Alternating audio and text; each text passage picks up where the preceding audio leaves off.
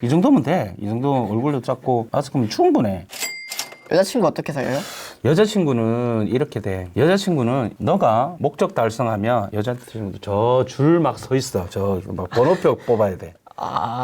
맞지 않냐? 입장을 바꿔놓고 한번 생각을 해봐라. 여자들이 배우자를 선택하던가 남자친구를 선택할 때 장동건처럼 엄청나게 잘생기지 않는 다음에야 어떻게 뭐로 판단을 할까? 현란한 말솜씨 또는 뭐가 있을까? 성격. 그런데 성격이라든지 현란한 말솜씨라든지 뭐든지 간에 이것을 여성한테 어필을 해야 되는데 그 여성은 너한테 1도 관심이 없어.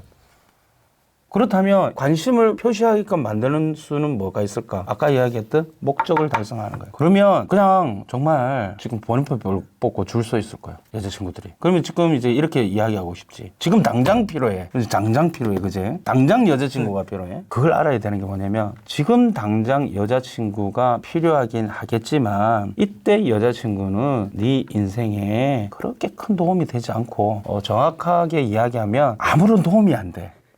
네 목적을 달성하기 위해서 목적을 달성하기 위한 어떤 그런 아무 도움이 안 돼. 그렇다고 해서 여자친구를 사귀지 말라 이런 뜻은 아닌데 이런 방식으로 해서 열심히 노력하는 모습을 보여준다면 주변에 있는 여자친구들이 너하고 같이 이야기하고 싶을 할 거야. 예를 들어서 또래 친구들보다 회박한 지식을 책을 많이 읽어서 회박한 지식을 갖고 있잖아. 그럼 너하고 이야기하고 싶어서 굉장히 많이 이야기를 할 거야. 자, 그리고 두 번째, 만약에 네가 마음에 드는 여자친구가 했으면 좋겠다라고 생각이 되지 그러면 가서 이야기를 해. 친구하고 싶다고. 왜냐면 절대 너는 가만히 있는데 그 친구가 너한테 사귀자, 너하고 이야기하고 싶다라고는 절대로 이야기하지 않을 거야. 즉 뭐다? 네가 적극적으로 대시를 하고 적극적으로 좋다라고 이야기하고 적극적으로 친구하자라고 이야기하는 것이 가장 최선의 방법이야. 가만히 있는다고 해서 그 여자친구가 텔레파시가 통해서 저 친구가 재현이가 나를 좋아하는 것 같아. 그러면 나도 좋아해야지. 가서 너 나 좋아하지. 나랑 사귀자. 이런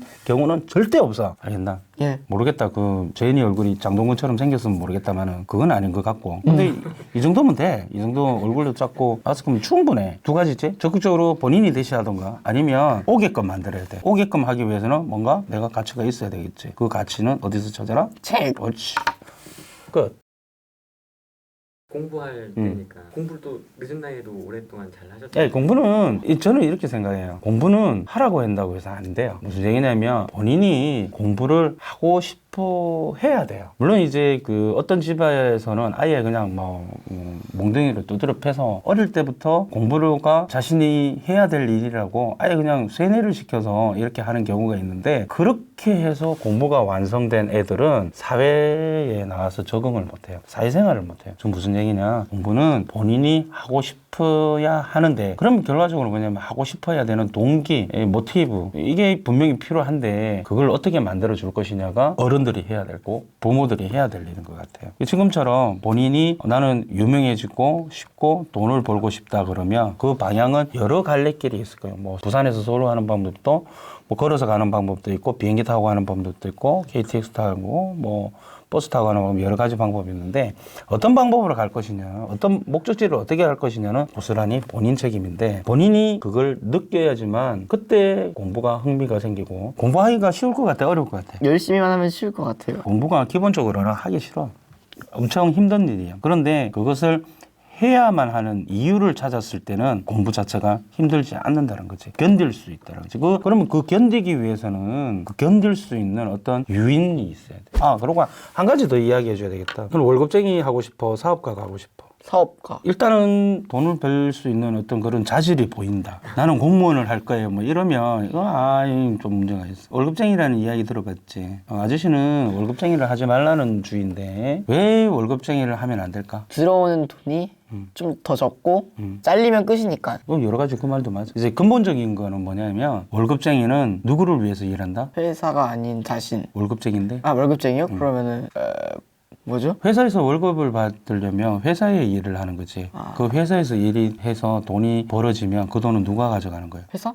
또는 회사 사장, 대표이사. 나는 그 중에 일부분만 가져오는 거지. 물론 이제 경험을 쌓기 위해서, 경력을 쌓기 위해서 회사에 이렇게 월급쟁이로 일하는 것은 분명히 필요해. 하지만 근본적으로 월급쟁이는 남을 위해서 사는 삶이야. 근데 우리의 인생은 얼마나 짧아. 저희 학생은 아직 많이 나이가 많이 아직 어리기 때문에 살아갈 인생이 많이 남았다고 생각하지만 아버지한테도 여쭤봐도 그렇고 인생은 정말 이렇게 쫙 이렇게 파노라마처럼 금방 이렇게 세월이 많이 흐른다는 얘기를 많이 들었을 거예요. 남을 위해서 인생을 살다가 그냥 세월을 다 보내는 거고 월급을 받는다는 것은 나의 시간을 팔아서 돈으로 받는 거지. 그렇다면 그 월급이 엄청나게 많은 월급을 받는다면 괜찮지만 남을 위해서 살면서도 그렇게 많은 돈을 벌 수가 없다. 왜 그럴까? 회사가 다 가져가니까. 그리고 또 있고 왜 그러면 월급을 조금 줄까? 회사 운영 비용? 아니지. 그렇게 돈을 많이 줄 가치가 없기 때문에 그러겠지. 왜냐하면 아까 전에 이야기했지. 나를 대체할 수 없는 직업. 내가 여기에 일을 하고 있을 때 나 대신에 이 일을 할 수가 없다. 어느 누구도 이 일을 할 수가 없다 하면 월급쟁이라 할지라도 1년에 연봉이 몇십억 받는 일을 할 수가 있는 거지. 오늘의 핵심 포인트 뭐다? 책을 읽어라. 책을 읽어. 책을 읽어라는 이제 목표를 정한다. 그 어떤 과정, 방법이고 핵심 포인트는 뭐냐면 나를 대체할 수 없는 그 직업이든 대체 불가한 나를 만들어라.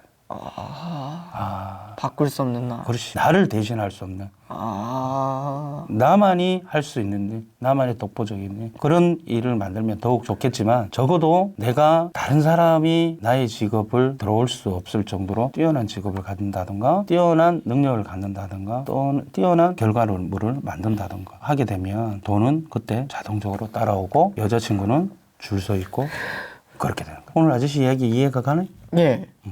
그래.